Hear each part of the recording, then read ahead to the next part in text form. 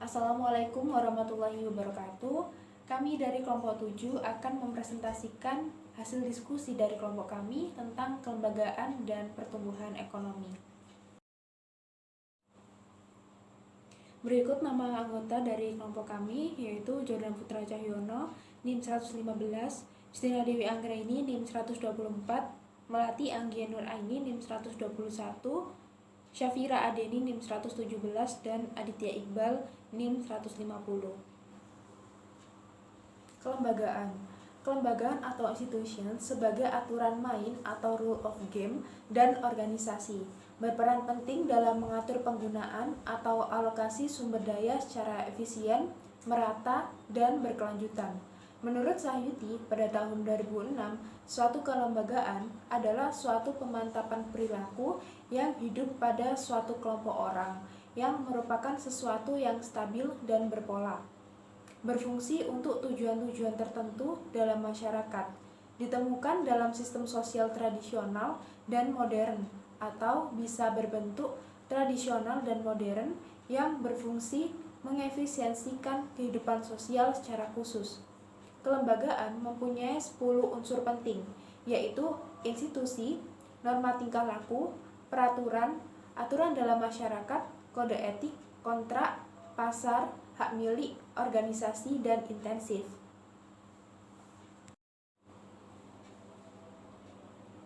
Komponen kelembagaan. Kelembagaan yang ada di dalam masyarakat merupakan esensi atau bagian pokok dari masyarakat dan kebudayaannya.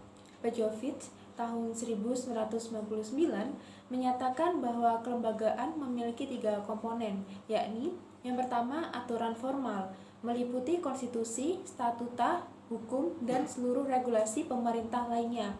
Yang kedua, aturan informal, meliputi pengalaman, nilai-nilai tradisional, agama, dan seluruh faktor yang mempengaruhi bentuk persepsi subjektif individu tentang dunia tempat hidup masyarakat. Yang ketiga, mekanisme penegakan. Semua kelembagaan tersebut tidak akan efektif apabila tidak diiringi dengan mekanisme penegakan. Baik, selanjutnya peran lembaga dalam perekonomian. Peran penting kelembagaan dalam ekonomi merupakan salah satu sarana untuk menurunkan ketidakpastian atau mengubahnya menjadi risiko. Turunnya ketidakpastian membuat biaya transaksi menjadi lebih rendah, sehingga transaksi pasar atau perdagangan akan meningkat. Sebagaimana telah dipahami bersama bahwa perdagangan memberikan keuntungan bagi pelakunya, karena memungkinkan mereka untuk spesialisasi. Nah, spesialisasi sendiri akan meningkatkan produktivitas dan pada akhirnya akan meningkatkan kemakmuran masyarakat dan aktivitas ekonomi. Negara ekonomi yang memiliki kemakmuran modern butuh memiliki setidaknya infrastruktur undang-undang sederhana yang dipusatkan pada perlindungan terhadap hak milik dan kontrak. Reformasi undang-undang yang mendasar diperlukan untuk membuat infrastruktur undang-undang tersebut dan mengadopsi sistem aturan hukum yang relatif tepat. Sebaliknya, dari standar yang semakin terbuka atau investasi besar dalam meningkatkan kualitas pengadilan.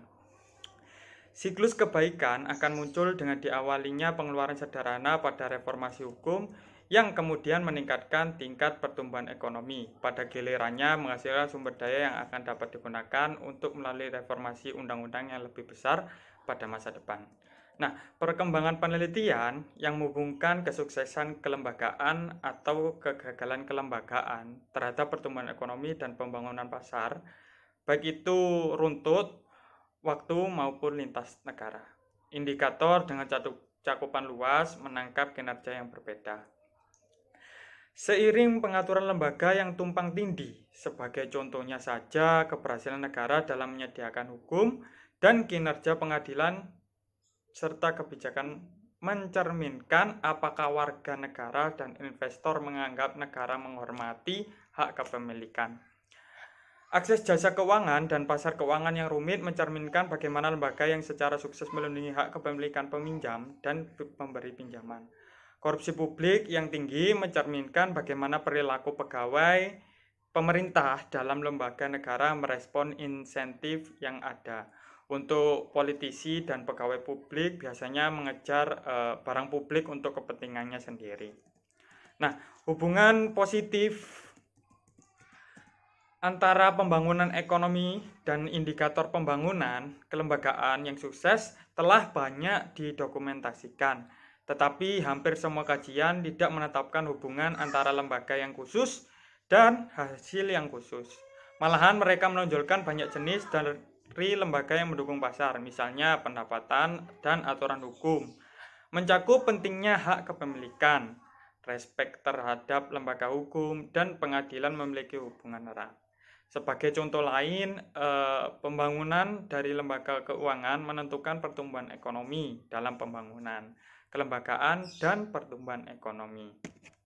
Nah, kemudian pertumbuhan ekonomi. Pertumbuhan ekonomi merupakan peningkatan nilai serta jumlah produksi barang dan jasa yang dihitung suatu negara dalam suatu kurun waktu tertentu.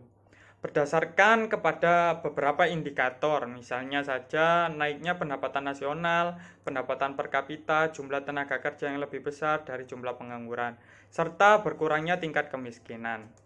Nah, pertumbuhan ekonomi juga dapat diartikan sebagai proses perubahan yang secara berkesinambungan menuju kondisi yang lebih baik dalam kondisi perekonomian suatu negara.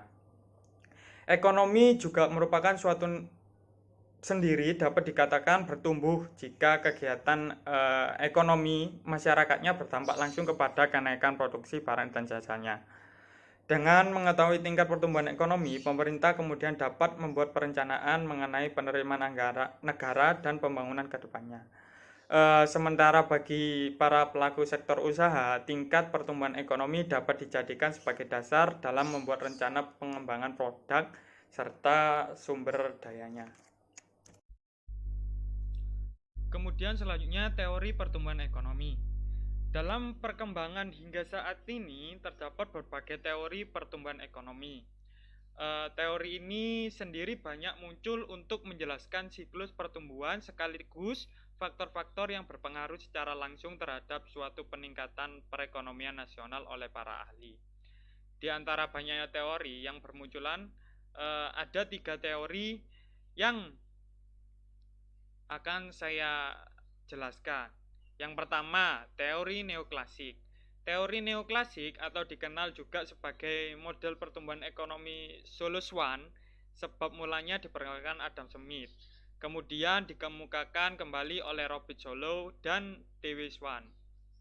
Teori ini menyatakan terdapat 3 faktor utama yang mempengaruhi pertumbuhan ekonomi, di antaranya modal, tenaga kerja, dan perkembangan teknologi. Teori ini juga meyakini bahwa peningkatan jumlah tenaga kerja dapat meningkatkan pendapatan per kapita. Namun, tanpa adanya teknologi modern yang berkembang, peningkatan tersebut tidak akan memberi dampak positif terhadap pertumbuhan ekonomi nasional. Kemudian yang kedua, teori klasik. Nah, teori klasik ini telah berkembang mulai dari abad 18. Pencetusnya tokoh terkemuka bernama Adam Smith yang menyatakan bahwa perekonomian penduduk dalam suatu negara akan meraih titik tertingginya saat menggunakan sistem liberal yang terdiri dari 2 unsur utama, yaitu pertumbuhan penduduk dan outputnya. Konsep ini kemudian disanggah oleh David Ricardo yang menyatakan bahwa pertumbuhan penduduk tidak memberikan pengaruh positif terhadap pertumbuhan ekonomi nasional, sebaliknya hanya akan membuat tenaga kerja produktif bertambah sehingga berdampak pula pada turunnya upah pekerja. Kemudian teori yang ketiga, teori historis. Teori ini dikembangkan oleh sejumlah ahli ekonomi, diantaranya Karl Buckler, Werner Sombart, dan Friedrich List, dengan pandangan yang berbeda-beda, namun sama-sama berpusat pada kegiatan ekonomi masyarakat. Menurut Karl, hubungan antara produsen dan konsumen mempengaruhi pertumbuhan ekonomi nasional. Hubungan ini sendiri terjadi dalam kota, kemasyarakatan, tingkat rumah tangga tertutup, hingga dunia. Sementara Werner Sombart mengelompokkan peran masyarakat dalam pertumbuhan ekonomi dari tahapan perekonomian tertutup, tahapan perekonomian industri, hingga tahapan kapitalis. Kelembagaan dan pertumbuhan ekonomi. Pendekatan statis spesialisasi. Pada perusahaan, fungsi produksi diabstraksikan oleh beberapa banyak peningkatan pada output yang akan dihasilkan apabila jumlah tenaga kerja dan stok modal meningkat. Sedangkan faktor produksi lainnya dianggap tetap. Pada titik ini, pertumbuhan ekonomi ditentukan oleh variabel ekonomi makro seperti tabungan, investasi, dan penduduk. Dalam konsep ekonomi kelembagaan, investasi bukan merupakan faktor penting dalam pertumbuhan ekonomi. Meskipun faktor teknologi tidak berubah, tetapi proses pertumbuhan ekonomi akan tetap berlanjut. Pertumbuhan tanpa adanya perubahan pada teknologi ini disebut dengan pertumbuhan ekonomi dengan kasus statis. Hal tersebut bisa dijelaskan dengan kurva kemungkinan produksi. Pada kurva kemungkinan produksi tersebut, apabila suatu negara hanya memproduksi dua jenis barang, yaitu barang X dan barang Y, garis kurva merupakan batas ekonomi di mana menggambarkan batas maksimal produksi yang bisa dilakukan dengan menggunakan seluruh sumber daya yang tersedia. Titik-titik pada kurva menunjukkan yang paling efisien, karena pada titik itu seluruh sumber daya telah dimanfaatkan secara penuh dan membuat pertukaran yang dianggap penting. Apabila perekonomian berada pada titik A, artinya perekonomian tidak efisien karena salah satu faktor produksi tidak digunakan secara maksimal. Selanjutnya, pendekatan dinamis perubahan teknologi. Produktivitas yang tinggi tersebut tidak lain dihasilkan dari perbaikan teknologi. Pertumbuhan ekonomi seperti inilah yang disebut dengan pertumbuhan intensif. Karena sumber daya yang tersedia digunakan secara maksimal, sehingga diperoleh output yang lebih besar. Saat ini, proses produksi barang dan jasa dipengaruhi oleh inovasi dan perkembangan teknologi. Dalam hal ini, teknologi menjadi faktor penting dalam fungsi produksi. Teknologi dimasukkan ke dalam fungsi penting produksi bersama dengan modal, tenaga kerja, dan tanah. Pertumbuhan ekonomi dengan memasukkan teknologi sebagai salah satu faktor penting fungsi produksi menjadi penyebab terlahirnya teori pertumbuhan baru. Dalam teori pertumbuhan baru, model pertumbuhan dinamis mendesain pertumbuhan ekonomi yang bisa menangkap peran ilmu pengetahuan untuk mempercepat inovasi dan perubahan teknologi. Pada grafik kemungkinan produksi diasumsikan perekonomian berjalan secara efisien, maka akan ada dua jenis jalur untuk meningkatkan pertumbuhan ekonomi. Yang pertama, menambah jumlah sumber daya di dalam perekonomian. Jika di dalam proses produksi jumlah input mengalami peningkatan, maka jumlah output pun akan juga meningkat. Tipe pertumbuhan ini disebut pertumbuhan ekstensif. Yang kedua, peningkatan produktivitas sumber daya akan berdampak pada pertumbuhan ekonomi. Peningkatan produktivitas sumber daya merupakan hasil dari perubahan teknologi. Tipe pertumbuhan ini adalah tipe pertumbuhan intensif. Dan selanjutnya adalah hierarki dan struktur kepemilikan korporasi. Nah, sampai saat ini terdapat 3 pendekatan yang berbeda dalam menjalankan organisasi ekonomi. Yang pertama adalah teori hak kepemilikan, yang kedua adalah teori agensi atau mekanisme, dan yang ketiga adalah biaya transaksi. Nah, sampai saat ini pun makna organisasi sendiri dapat diartikan sebagai kesepakatan perencanaan untuk mengumpulkan sumber daya yang produktif guna untuk mengejar sesuatu atau mencapai tujuan tertentu. Nah, dalam pandangan makro, salah satu isu utama terkait dengan perusahaan adalah masalah kepemilikan. Nah, pilihan antara publik dan pribadi ini tergantung pada bagaimana pola kepemilikan yang berbeda, mempengaruhi intensif untuk mengantarkan kualitas non-kontrak ini. Nah, konsep efisiensi di sini yang dimaksudkan untuk menggabungkan sepenuhnya nilai kualitas sosial untuk memfokuskan pada efisiensi maupun kualitas. Hart, Sliver, dan Visi 1997 sendiri mempertimbangkan dua jenis intensif investasi. Yang pertama adalah mengurangi biaya, dan yang kedua untuk memperbaiki kualitas atau membuat inovasi. Selanjutnya merupakan tata kelola perusahaan dan restrukturisasi korporasi. Nah, dalam pendekatan ekonomi biaya transaksi, perusahaan dilihat sebagai struktur tata kelola, menggantikan pandangan aliran neoklasik yang menempatkan perusahaan sebagai fungsi produksi. Terdapat 3 faktor yang terlibat dalam tata kelola perusahaan, yaitu yang pertama, independensi redaksi, dan yang kedua adalah kepemilikan lembaga, dan yang ketiga adalah kehadiran pemegang saham mayoritas. Nah, ketiga faktor tersebut dilihat sebagai variabel kunci yang akan mempengaruhi implementasi tata kelola korporasi. Nah, sementara itu, isu tata kelola korporasi sendiri muncul dalam organisasi bila mana 2 kondisi muncul. Yang pertama adalah masalah tentang agensi, yaitu mungkin pemilik, manajer maupun pekerja, atau konsumen. Dan yang kedua adalah biaya transaksi, yaitu apabila masalah agensi ini tidak lengkap. Struktur data tata kelola yang tidak akan memiliki peran. Dan berikut ini merupakan gambar dari dinamika perubahan korporasi. Baik, kali ini kita akan membahas studi kasus tentang perekonomian Indonesia. Perkembangan unicorn di Indonesia. Unicorn adalah sebutan untuk perusahaan startup alias perusahaan rintisan yang bernilai di atas 1 miliar dolar Amerika Serikat atau setara dengan 13,5 triliun. Saat ini Indonesia memiliki 4 unicorn yang sudah sangat dikenal oleh masyarakat, yaitu Gojek, Tokopedia, Bukalapak, dan Traveloka. Traveloka adalah perusahaan startup yang berdiri di Indonesia. Traveloka menjadi startup Indonesia keempat yang menjadi unicorn. Mereka mendapatkan gelar itu setelah mendapatkan suntikan dana pada tahun 2016 dan 2017 dari Expedia, Ace Ventures, Hill House, Capital Group, JD.com, dan Shekio Capital. Traveloka mendapatkan total dana sebesar 500 juta dolar Amerika Serikat.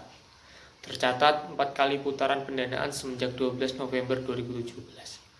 Putaran pendanaan terakhir yang dilakukan oleh Traveloka yakni pada 27 Juli 2017 dengan investor Expedia sebesar 350 juta dolar Amerika Serikat. Traveloka dianggap perusahaan dengan pertumbuhan tercepat yang mendapatkan gelar unicorn setelah 5 tahun beroperasi. Dari yang disebutkan di atas, 3 dari daftar unicorn di atas sebagian besar dimiliki oleh asing. Hal ini berarti terkait persoalan asing mengeruk keuntungan dari pasar Indonesia. Pada kasus ini terlihat bahwa sebagai suatu institusi kurang memberikan dukungan dalam membangun infrastruktur dan environment industri digital yang secara geografis milik dan berada di Indonesia. Sudah dapat dipastikan hal ini akan berdampak pada pendapatan perusahaan nasional yang pada akhirnya berdampak pada pendapatan negara. Pemerintah haruslah menyediakan rambu-rambu perlindungan. Bentuk perlindungannya ada pada fairness. Dalam terminologi fairness, tidak semata-mata pada kaidah efisien karena bila ini terjadi, yang menang pasti yang pintar dan kaya. Perlindungan dalam arti infrastruktur yang dibangun adalah bagaimana akses UMKM ke dalam market itu. Tanpa adanya peran pemerintah dalam menciptakan sistem kelembagaan yang baik, para pioner industri di atas akan menyapu kompetitornya di dalam negeri dan karena akses pada teknologi ini terbatas, maka hanya akan tersisa oligarki kapitalis. Kebijakan pemerintah sebagai salah satu yang mampu membuat kelembagaan harus selalu tentang mengarahkan dampak ini menjadi dampak positif. Melindungi mereka yang akan dimakan oleh industrialisasi berbasis teknologi robotik, artificial intelligence, cloud, dan internet system. Di sini keberpihakan pemerintah itu sangat dibutuhkan dan diperlukan. Sekian pembahasan dari kelompok kami tentang materi kelembagaan dan pertumbuhan perekonomian Indonesia. Kurang lebihnya mohon maaf. Terima kasih. Wassalamualaikum warahmatullahi wabarakatuh.